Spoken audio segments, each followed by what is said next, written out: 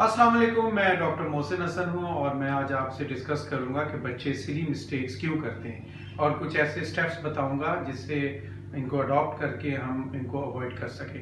हम सब ने बचपन में कभी ना कभी पेपर्स में कोई सिली मिस्टेक की होगी और उसकी बहुत सी वजूहात होती हैं। नंबर वन ये कि लैक ऑफ कंसंट्रेशन, यानी जब हम पेपर कर रहे होते हैं तो हमारी कंसंट्रेशन कहीं और होती है। उसकी कई वजूहात हो सकती हैं। एक उनमें से नींद का पूरा ना होना। बहुत से बच्चे रात को लेट नाइट तक पढ़ते रहते हैं या फिर वो बिल्कुल ही जैसे पेपर के एन मौके पर भी जो रिवीजन करते रहते हैं तो उनका दिमाग जो है वो रिवीजन में ही लगा रहता है और वो मेमोरी रीस्टोर नहीं हो पाती, जिसकी वजह से जब वो पेपर करने बैठते हैं तो उस पर कंसंट्रेट नहीं कर पाते।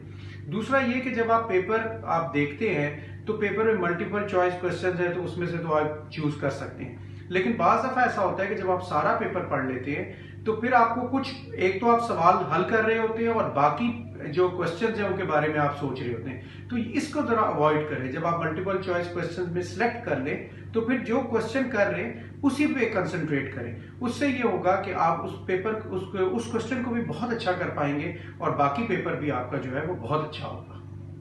दूसरा ये कि आप हमेशा हरी इन द पेपर ना करें, स्लो डाउन हो जाए, पेपर को आराम से पढ़ें, क्वेश्चन को आराम से पढ़ें, समझें और फिर उस क्वेश्चन को हल करें और उसमें जल्दी ना करें। बाज़ बच्चे बहुत एक्साइटेड होते हैं या उनको पेपर आ रहा होता है और वो बहुत ज़्यादा एक्साइटमेंट में भी गलती कर जाते हैं। तो एक्साइटमेंट ना करें, स्लो डाउन करें और उसको जो है जिस क्वेश्चन को आप हल कर रहे हैं उसी पे कंसंट्रेट करें।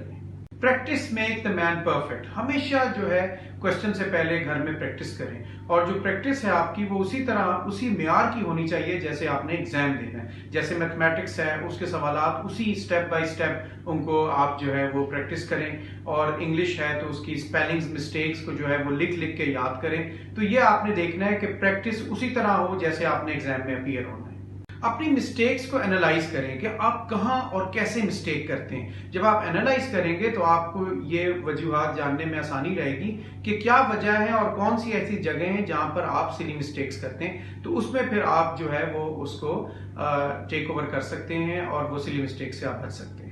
रफ वर्क जो है ये बहुत इंपॉर्टेंट है। बाज़ दफ़ा हम ये करते हैं कि जैसे मैथमेटिक्स है तो उसके सवालात को हम जहन में ही सोचते रहते हैं और जहन में सोच के उसकी कैलकुलेशंस करते रहते हैं। ऐसा नहीं करें, इसमें सिली मिस्टेक्स होने का एहतमाम है। तो आप ऐसा करें कि हमेशा आपने एक रफ वर्क बनाएं और रफ वर्क जो है वो उस रफ वर्क के कॉलम में करें और उसको फिर नीट अपने पेपर में जरूर करें।